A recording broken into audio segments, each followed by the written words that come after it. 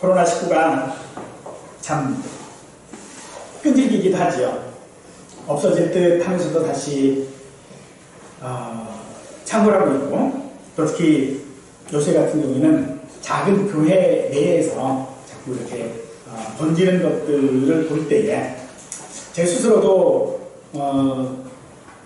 어딜 다니지를 못하겠어요. 그래서 그냥 교회 집만 그냥 왔다 갔다 하는 사람이고, 또 되도록이면 사람들은 만나려고 하지를 않습니다. 그저 어떤 일이 있으면 비대면으로 그냥 전화로 이렇게 문제를 해결하고 또 상담도 하고 또 일들을 행정들을 처리하는 것들을 볼 때에 지금처럼 사람들 사이에서의 비대면이 강조되고 있을 때는 없는 것 같습니다. 그런데 옛말에 몸이 멀어지면 마음이 멀어진다라고 하는 그런 말이 있지요. 그래서 사람들 사이에 이렇게 거리두기를 함으로써 자꾸 마음이 멀어지고 있는 것 같아요. 부모 자식지간에도 멀어지고 있고요. 또 학교에서 친구들과 사이도 멀어지고 있고요. 선생님과의 사이도 멀어지고 있고요. 또 심지어 가족들 간에도 멀어지고 있는 그런 상황들을 우리가 보게 되어집니다. 요새 드라마 가운데 그런 제목을 가지고 있는 드라마가 있더라고요. 잘 모르지만 가족입니다. 가족인데 몰라요. 가족이 아니고 친구고 동료고 하는 사람은 생일이 언제고 뭐 좋아하며 또 어떤 일들을 하며 어떤 장기가 있으며 어떤 것에 힘들어하며 이런 것들은 잘 알아요. 그런데 가족인데요, 몰라요. 뭘 좋아하는지, 생일이 언젠지. 가족인데 어떻게 그걸 모를 수가 있을까? 우리는 흔히 다 알 것만 같잖아요. 근데 모르는 경우들이 더 많다는 거예요. 그러나 이것 자체가 거리, 마음의 거리라고 하는 것들을 통하여져서 이것이 비대면으로 더욱더 확산되어져 가고 있는 것들을 우리는 발견하고 볼 수 있을 것입니다. 오늘 말씀도 우리가 대면하느냐 아니면 비대면으로 만나느냐의 차이가 어떤 것인지를 우리에게 잘 보여주고 있는 그런 말씀이다 라고 할 수 있을 것입니다.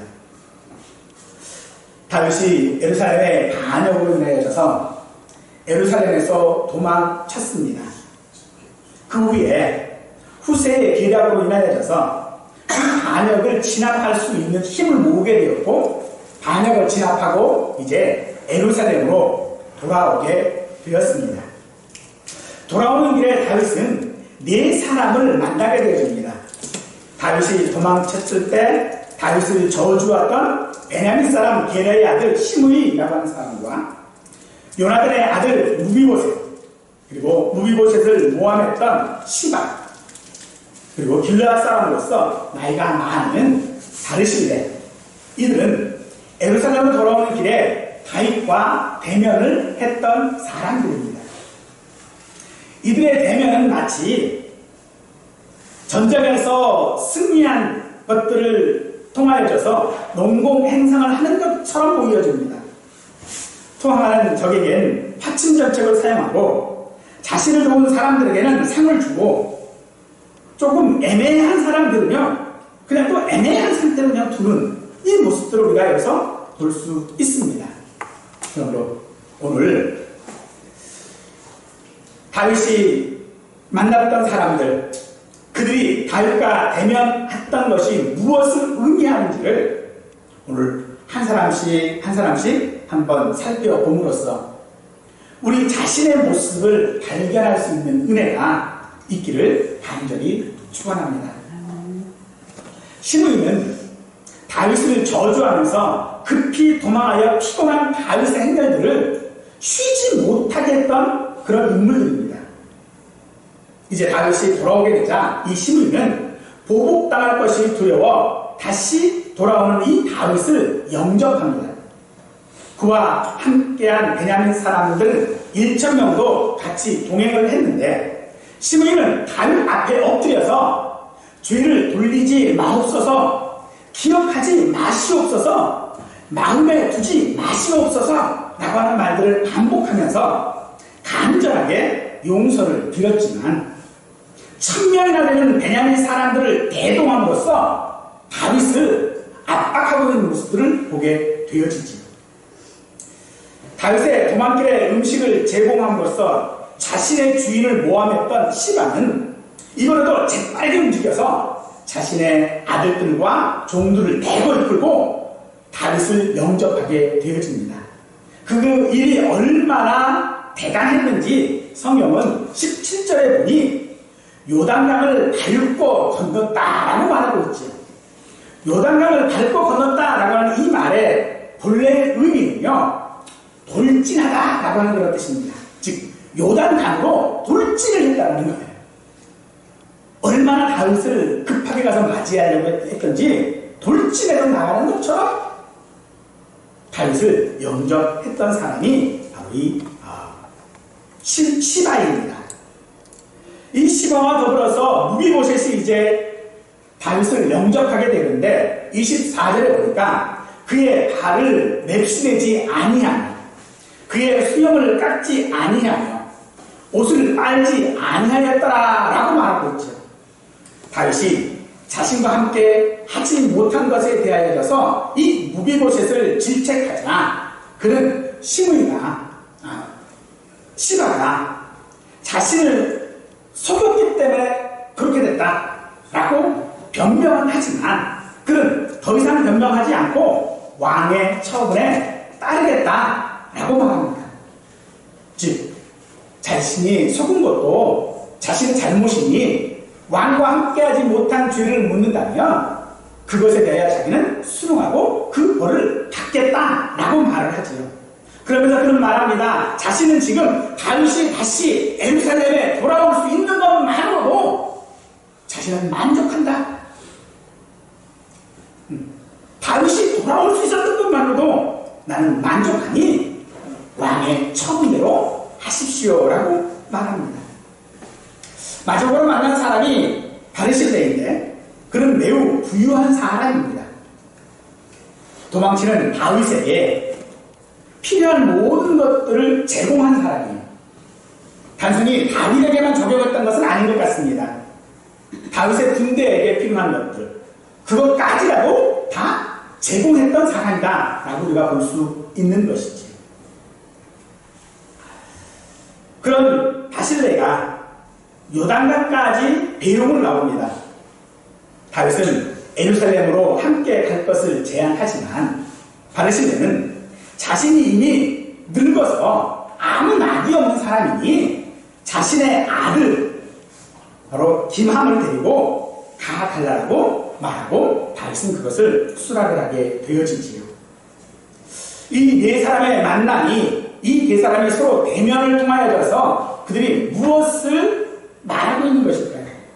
이들이 다윗과의 대면이 무엇을 말하는지 한번 생각해 보십시다. 시므야의 대면은 진심 어린 용서와 화해가 아닌 일종의 정치적 행동이었습니다. 나중에 솔로몬에게 이 시므이를 편히 죽게 하지 말라라고 다윗이 유언한 것으로 보아 다윗은 시므이에게 당한 모욕을 결코 용서한 것 같지가 않습니다. 그럼에도 다윗은 오늘 이 시므이를 용서하지요. 적의 적은 친구, 정치판에서 영원한 적도 친구도 없다라고 할 만한 그런 상황인 겁니다. 분명 모욕당한 것이 용서하지 않았음에도 불구하고 겉으로는 용서한 것처럼 보였다라는 것이죠. 이 시므이의 행동은 권력의 바람이 부는 대로 흘러간다라고 하는 그런 간사한 처신을 했던 사람, 그래야 생존할 수밖에 없는 가엾은 인생인 것을 우리에게 보여주고 있죠.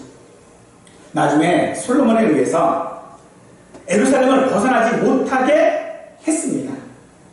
그러나 3년 후에 자신의 종 두 사람이 도망쳐요. 그것을 블레셋까지 쫓아가서 잡아오게 되었는데 이게 솔로몬에게 발각되어짐으로 말미암아 그는 처형을 당하게 됩니다. 그냥 도망가게 뒀으면 그럴 일이 없었을 텐데 자신의 욕심을 따라서 살다가 그만 죽게 되는 것이죠.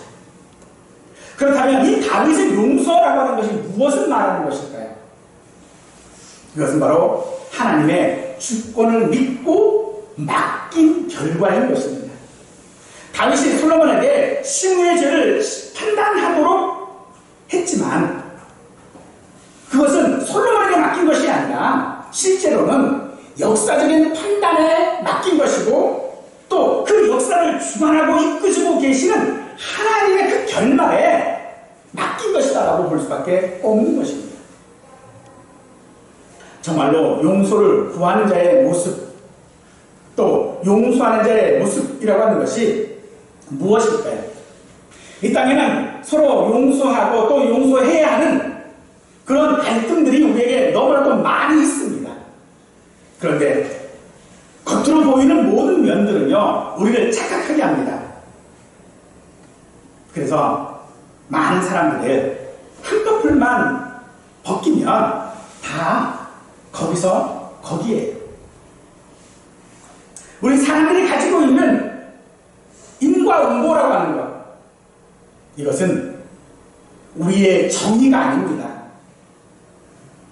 우리가 누구를 용서하고 혹은 용서를 빈다라고 했을 때에 그것은 우리의 문제가 아닌 것을 말하고 있는 것입니다. 오늘 우리는 내게 잘못한 사람이건 혹은 내가 누구에 대하여 용서를 해야 할 상황이 되었을 때에 우리는 그것을 하나님께 맡기는 것이 필요할 것입니다.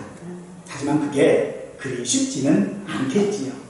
그래서 우리에게 더욱더 노력이라고 하는 것이 필요할 것입니다. 시바와 무비보셋과의 대면은 지금 우리 코로나19와 같은 상황 가운데 있는 우리 모습 같습니다. 시바와의 대면은요 매우 충성스럽고 믿음만해 보입니다만 사실 이 시바는 철저히 계산된 행동을 좀 하고 있는 것이죠. 다윗이 곧 무비보셋을 만나게 되어지면 자신이 모함했던 이 말이 다 드러나게 될 거잖아요. 그래서 그것에 대비해서 자신의 말을 더 믿게 하려는 의도를 가지고 있는 것입니다. 우리 흔히 웃는 얼굴에 침 못 뱉는다 라고 하는 그런 속담 아시지요?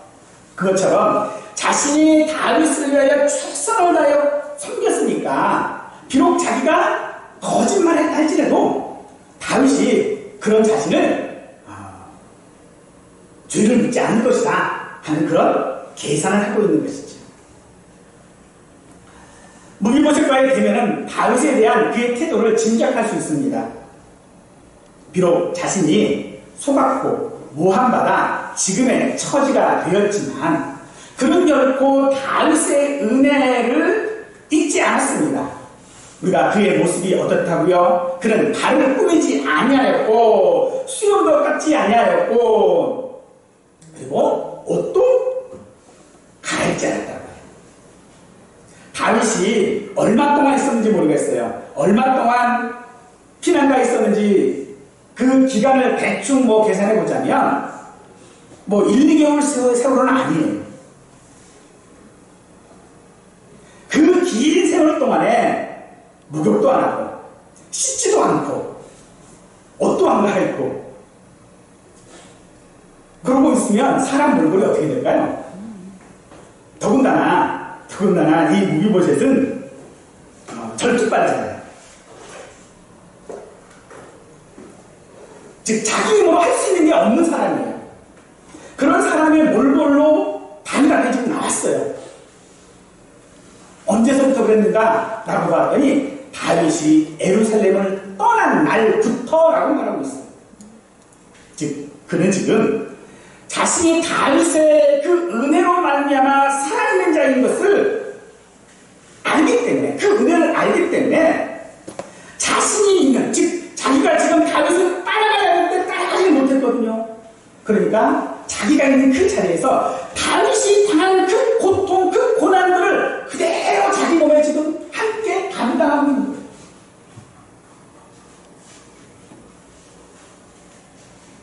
우리가 이 어떤 내가 좋아하는 어떤 사람들을 이렇게 보면 아파요. 뭘 못 먹어요. 그러면 사실 저도 잘 못 먹어요.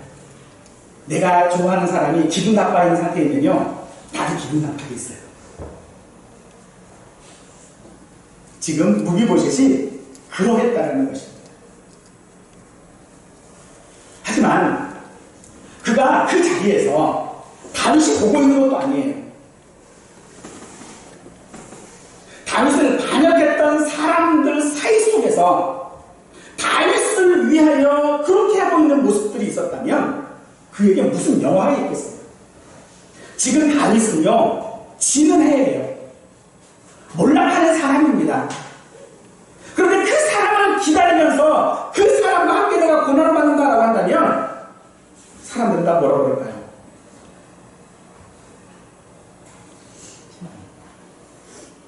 아마 좋은 소리는 안 날 것 같습니다. 근데 더 한 발짝 더 나아가서 다윗의 반응이 무엇일까요? 머리 걷은 짐승은 거두는 것이 아니다 라고 하는 그런 말처럼 다윗은요, 이 무비보셋에 대하여서 의심을 해소하지 않습니다. 그가 무비보셋의 그 진심을 알았다면 당연히 시바에게 있었던 모든 재산들을 다 다시 돌려주어야 될 것이고 그를 다시 자기의 밥상에 앉혀야 될 터인데 다윗은 그렇게 하지 않습니다. 시바와 재산을 반으로 나눠 가져라. 그냥 그게 끝이에요.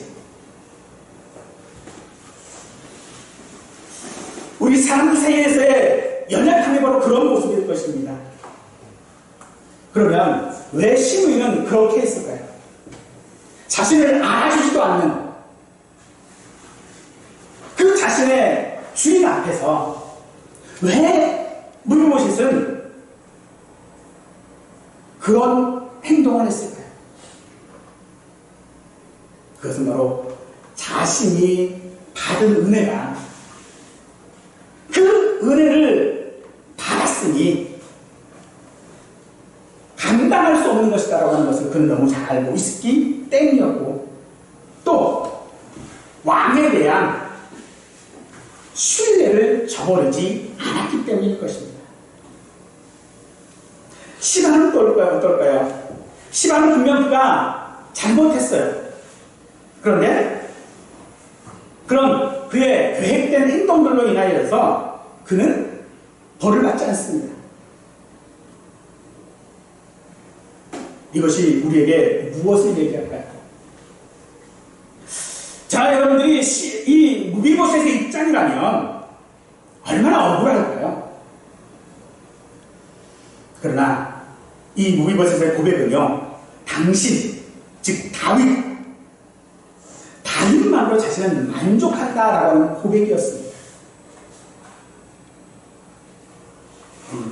우리는 누구에게 은혜를 받았습니까?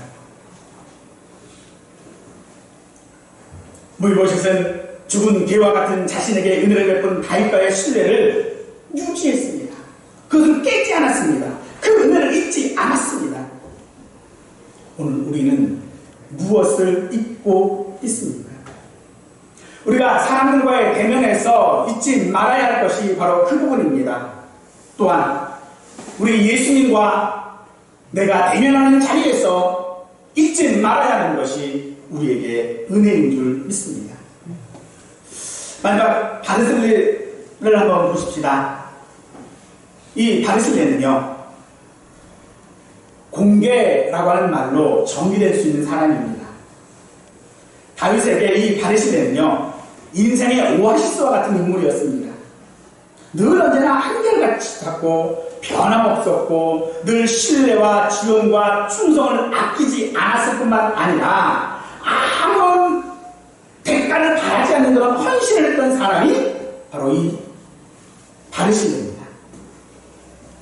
다윗은 아마도 이 바르실레를 대면하면서 그 바르실레 안에 있는 하나님의 신실하심과 마주했을 것입니다.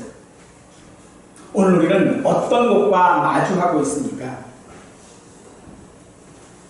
예수님께서는 작은 소자에게 한 것이 곧 내게 한 일이다 라고 말씀하셨어요. 오늘 우리는 무엇을 위하여 다른 사람들에게 공개를 합니까? 다른 사람을 섬기고 있습니까? 다윗은 자신이 받은 그 공개를 다시 공개로 갖겠다라고 말하고 있지요.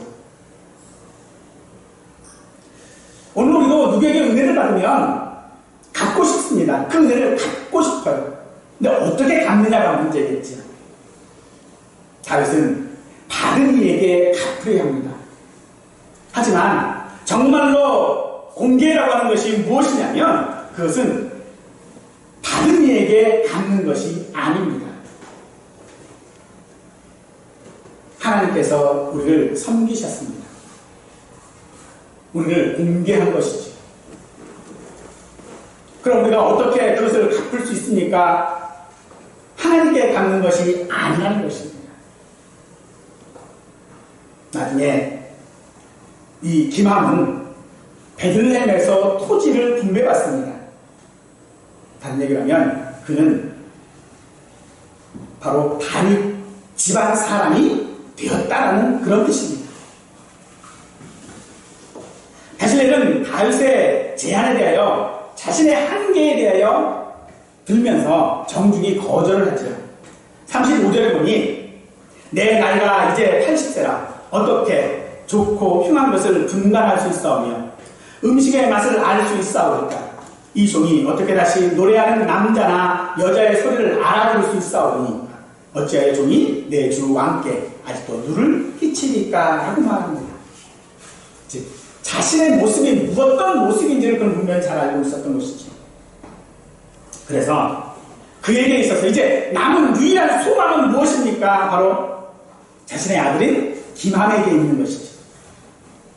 사랑하는 여러분, 오늘 나의 유일한 소망은 무엇입니까? 오늘 지금 내 형편과 내 처지와 내 환경 가운데서 어떤 소망이 있습니까? 주님께서 내게 이 모든 환경 가운데서 은혜를 베푸셨을 때에 그 은혜가 내게 어떤 소망을 갖게 합니까? 오늘 저와 우리 모두의 소망은 오직 예수 그리스도 한 분뿐인 줄 믿으시기 바랍니다.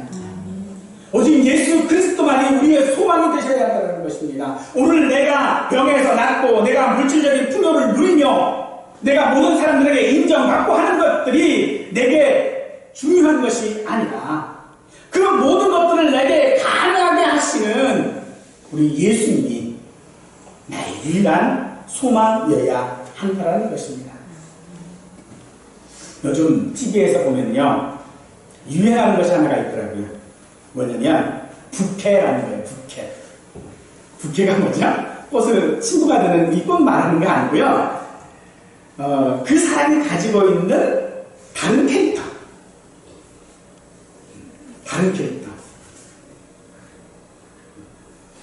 그것을 부캐라고 얘기를 하는데 이 다윗과 대면한 이 사람들을 보면 그런 것 같아요. 이들은 다윗과 대면할 때에 다윗 앞에 자신의 본 모습을 가지고 대면한 것이 아니라 부캐를 가지고 늘 대면한 것 같아요. 그래서 이 부캐는요 복잡해요. 한 가지만 있는 게 아니라는 거예요. 하지만 중요한 것은 우리 인생에서 중요한 것은요 본질입니다. 내 인생에 가장 중요한 것이 무엇이냐고 했을 때에 부가적인 어떤 캐릭터들이 아니라 내 본 캐릭터, 본질에 있다는 것이죠. 우리의 본질이 무엇입니까? 저와 우리 성도님들의 본질이 무엇입니까? 그것은 바로 예수 그리스도인 안에서 우리가 새로운 생명을 얻었다는 것입니다. 그럼 우리는 그 안에 있지 않으면 우리의 모든 생명은 아무것도 아니라는 것이죠. 사실 이 네 사람과 대면하고 있는 다윗을 볼 때에 다윗의 행동이 옳다, 그르다라고 우리는 쉽게 판단하지 못할 것입니다. 오늘 우리가 이 땅 가운데 신앙생활에 나가는 여러 가지 일들도 이것이 바른 것인지 혹은 그른 것인지 참 판단하기 어려울 때가 우리에게도 많이 있을 것입니다. 그러므로 오늘 우리는 그 모든 대면의 모습들 가운데서 정말로 우리가 대면해야 되는 것이 있죠. 바로 그것은 내 본질, 즉 내 자신의 얼굴과 마주해야 한다는 것입니다. 내 자신의 모습과 마주해야 합니다. 내 자신의 모습이 어떤 모습이었는지. 그런데 사실 이 모습이 때로 우리는 부끄러울 수도 있고요. 연약할 수도 있고요. 아름답지 못할 수도 있을 것입니다. 그러나 그것이 내 본 모습이라면 우리는 그 모습과 마주해야 합니다. 그 모습을 가려버리려고, 그 모습을 감추려고 여러 가지 부가적인 캐릭터들을 앞에 세워버리면 그것은 가면일 수밖에 없습니다. 위장일 수밖에 없고요. 위선일 수밖에 없는 것입니다. 그러므로 내 본 모습이 무엇인지 발견하실 수 있기를 원합니다. 그러므로 이 다윗이 이 모든 네 사람들을 대면할 때에 그 대면하는 모습을 본 주변 사람들이 있죠. 그 주변 사람들이 그러면 어떻게 반응했을까라고 하는 것을 보니까 특히 이 시므이를 대면하는 모습들을 보면 극명한 차이를 우리가 볼 수가 있지요. 시므이가 다윗을 저주했을 때에 또 그가 용서를 구할 때 그를 죽여야 한다라고 주장했던 사람이 있죠. 바로 아비새입니다. 다윗은 이 아비새와 요압 둘은 형제지간이에요. 이 둘을 더불어 수라의 아들들이라고 말하고 있고 그들을 향하여서 내 원수라고 말하고 있어요. 요압이나 아비새는요 다윗에게 있어서는 없어서는 안 될 사람들이었어요. 다윗에게 그렇게 충성했던 사람이고 다윗이 다윗 될 수 있도록 다윗 왕국을 건설하는 데 있어서 부족함이 없도록 했던 사람이 그들인데 그들에 대하여 말할 때 다윗이 뭐라고 말하고 있어요? 내 원수들이라고 말하고 있다는 거예요. 왜 다윗이 그렇게 그들을 원수되어야 했을까요? 바로 그것은 그들이 같은 땅을 갔지만 다윗을 따르지 않았기 때문입니다. 즉 다윗이 누구와 대면하는 방식들 가운데서 그 방식을 따라서 대면해야 하는 뿐인데 그렇게 대면하지 않았다는 거죠. 오늘 우리가 예수 그리스도를 향하여 그렇게 대면하고 있는 것은 아닙니까? 예수님이 우리를 향하여 대면하실 때는요 바실리에 같이 아낌없이 우리에게 헌신하셨는데 우리는 우리의 국회를 앞세워서 그렇게 대면하고 있지 않다는 것입니다.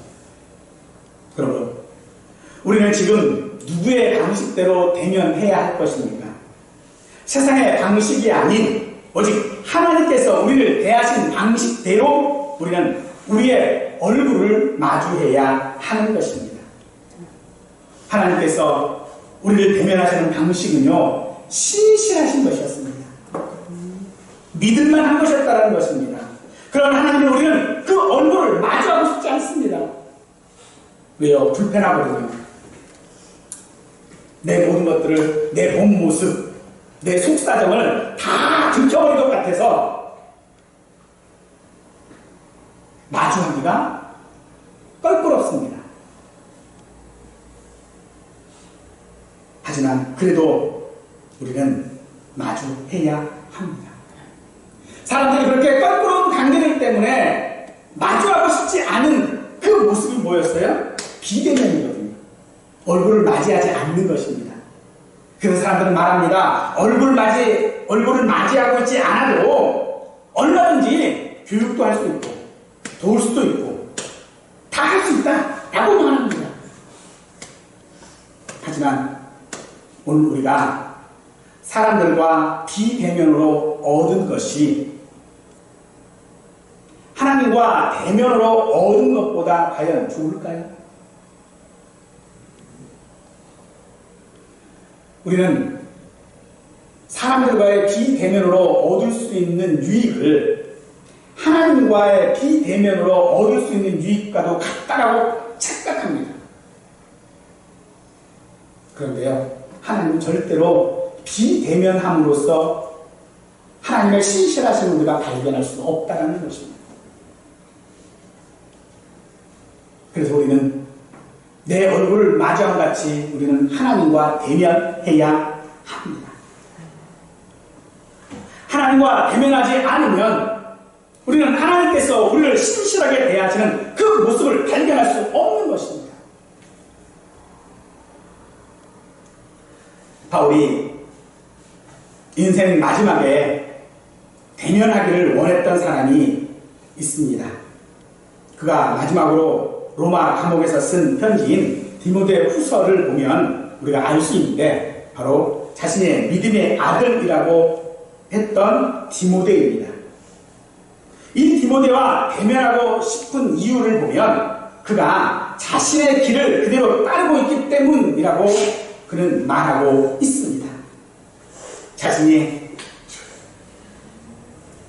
번제와 같이 벌써 하나님 앞에 다 드려지고 상급을 위하여 달려가기를 마친 사람처럼 디모데도 그런 사람인 것을 다윗이 지금 말하고 있고 그를 격려하기 위하여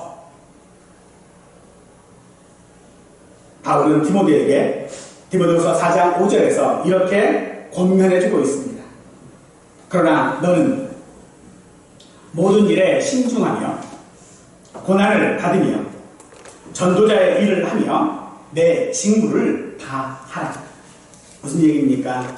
바로 하나님과의 대면하는 사람의 모습이 이런 모습이어야 한다라고 하는 것을 당부하고 있는 것입니다.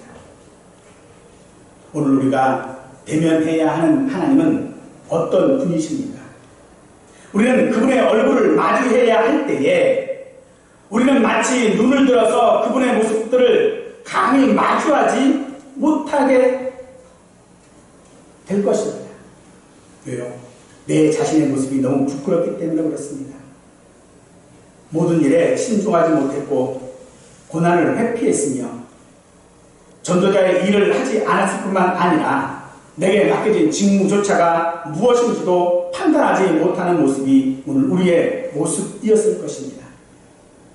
하지만 그런 우리에게 바울 역시 디모데에게 당부하는 것처럼 똑같이 우리에게 당부하고 있습니다. 그 모습 그대로 하나님 앞에 서는 것입니다.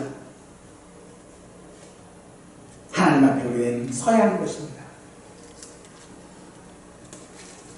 그러므로 하나님께서 우리에게 베푸신 그 은혜를 내가 갚는다라고 했을 때에 은혜를 갚을 수 있는 방법은요, 하나님의 얼굴을 피하여 도망하는 것이 아니라 하나님의 얼굴 앞에 서는 것입니다.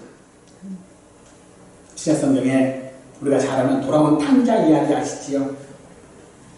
이 돌아온 탕자가 아버지에게 받은 은혜를 갚을 수 있는 방법이 무엇입니까?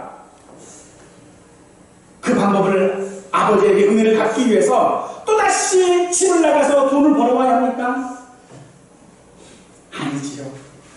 은혜를 갚을 수 있는 방법은요, 아버지 앞에 있는 것입니다. 아버지 눈앞에 있는 거예요. 오늘 우리가 하나님 앞에 은혜를 받으셨습니까? 그렇다면 사랑하는 성도 여러분, 하나님의 눈앞에 있으시기를 바랍니다. 내 모습이 비록 초라하다 할지라도 내 모습이 병든 자의 모습을 하고 있을지라도 우리는 하나님 앞에 있어야 합니다. 그게 우리 모습이어야 합니다. 그 모습 가운데 우리는 하나님 앞에 당당한 모습으로 서고자, 그래도 성공한 모습으로 서고자 이 핑계 저 핑계 대면서 하나님 앞에 서기를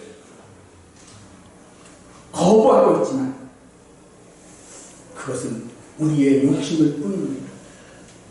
하나님께서 오늘 우리에게 베푸시며 은혜를 베푸시며 우리에게 원하시는 것은 바로 하나님의 눈앞에 얼굴을 마주하고 있는 것인 줄 믿으시고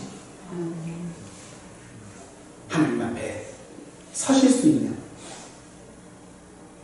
내 상황이 아니라 내 형편이 아니라 그 하나님의 은혜 때문에 하나님 앞에 서실 수 있는, 하나님과 대면하실 수 있기를 간절히 축원하겠습니다.